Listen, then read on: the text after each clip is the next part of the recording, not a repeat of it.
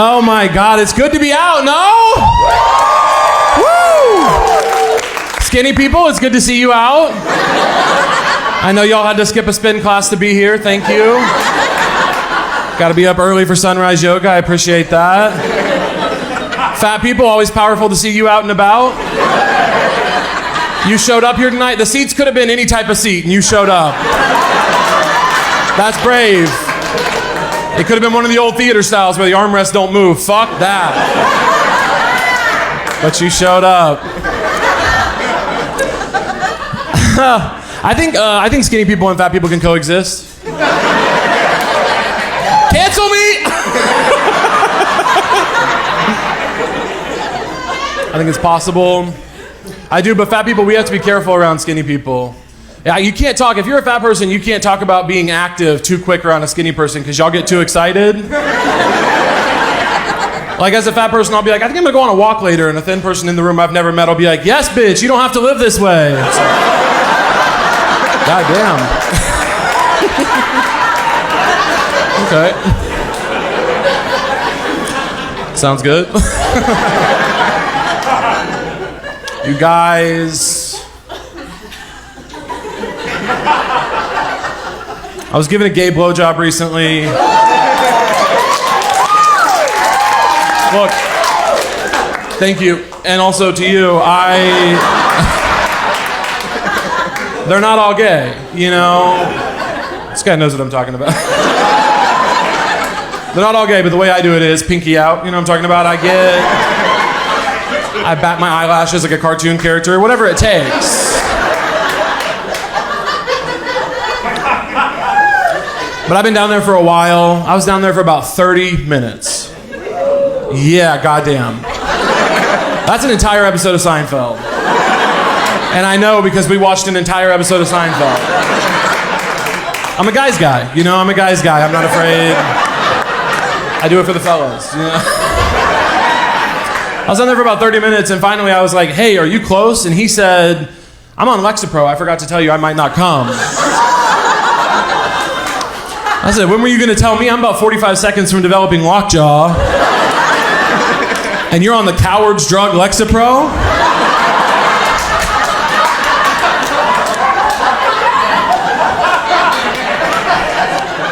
Life is hard.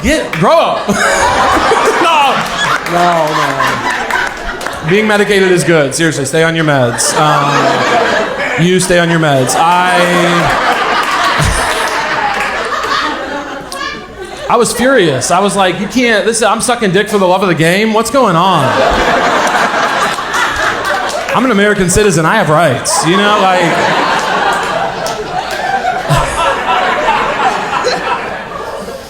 I used to live in Chicago. Anybody from Chicago? Woo! I'm not, most of the fat people in the room, I'm not saying anything, but I'm saying something, you know? I used to live in Chicago. I worked with students for a little bit when I was there, which I should not have been doing. Not for any, I didn't want to like hook up with them or anything.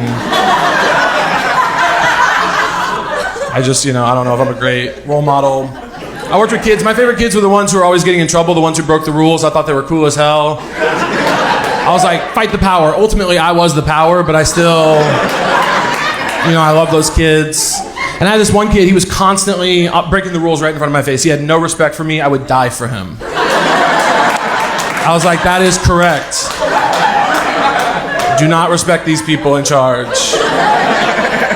But one day there was another teacher in the room, and they were like shadowing me, and he was on his phone for a long time, so I had to like, you know, kind of be the boss. And so I went up to him and I was like, hey man,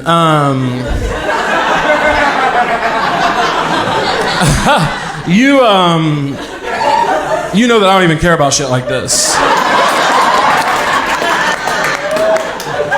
But, you know, why don't you put that phone away for me, all right?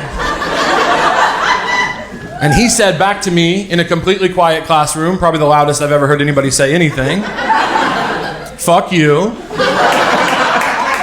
Rosie O'Donnell.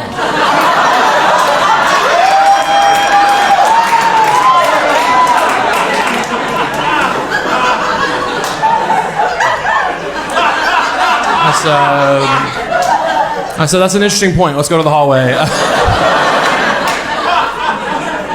So I was like, okay, now I gotta go out there and like step to him as a man. This is a 12-year-old. I have to like come to him man to man. And I went out there and I got on his level and I said, first of all, that's the funniest fucking thing I've ever heard.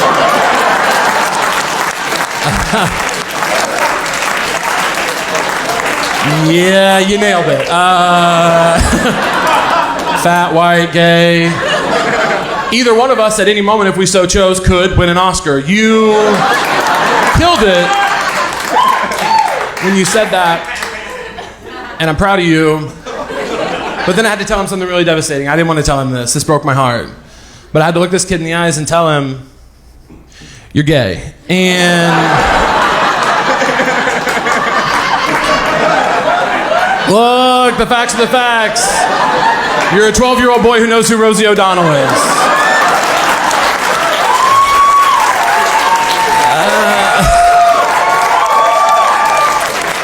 You know, it is what it is. Only gay people know who Rosie O'Donnell is, buddy. And that broke my heart. I didn't want to tell him that. Because I think you guys will all agree, being gay is over, dog. It's over. It's over. It's been over since Glee, the television program Glee. Ruined it. It's over. It's not cool anymore. Being non-binary is cool. What are they? You can't pin them down. That's cool. Being non-binary is the new being gay. Being gay is the new being straight. Being straight, we haven't seen it since about 2015, have we? Not a confirmed case. We've heard rumors. There's been underground whisperings, but we haven't seen it. And of course, being bisexual is the new being Italian.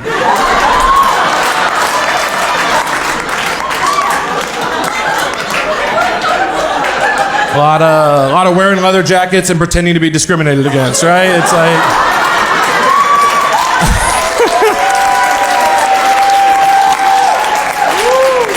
Everybody hates me. Nobody thinks of you.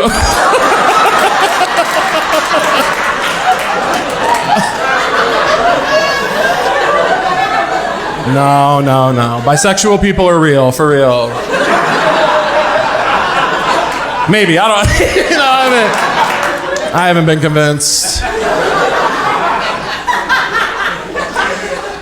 I got picked on a lot growing up. It's fine. Which is fine. I start sobbing. I got picked on a lot growing up, which I'm over.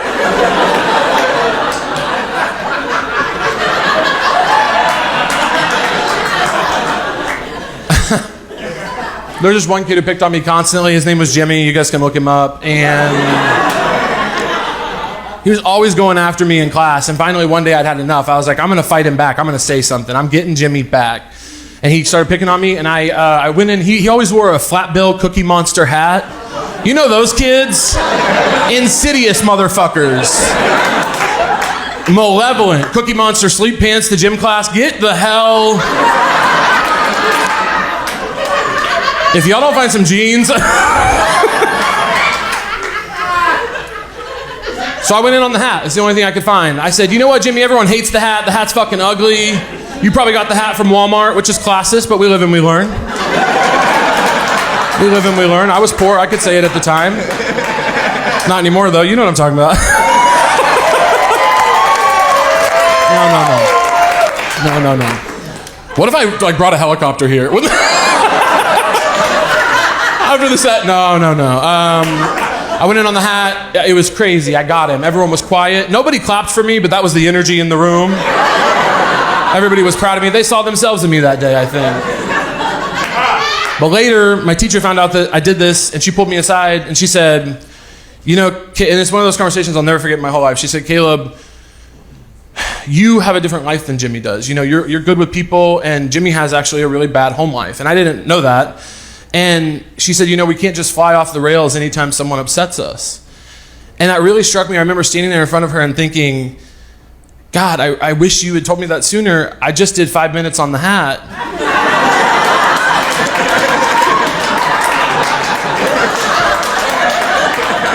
You know? If I knew he had to fight his dad for dinner, I could have worked that in.